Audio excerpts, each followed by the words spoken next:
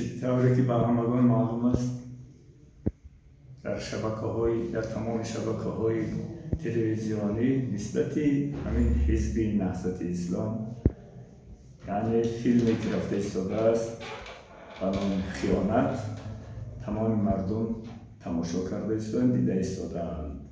طوری که معلوم است آموزگاری مدرسه ناحیه کویبشیف بودند.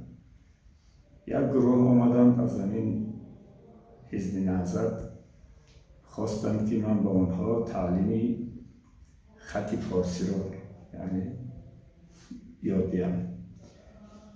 پس فهمیدم که آنها میخواهند که ما با این واسطه صاحب منصب و وظیفه شویم. در مکتب‌های ناحیه 90 مکتب در ناحیه کویبشیف وجود داشت، اینها هم 90 نفر بودند. یعنی مقصد این که یک نفری در این مکتب ها به حیث معلم زبان فارسی کار کرد.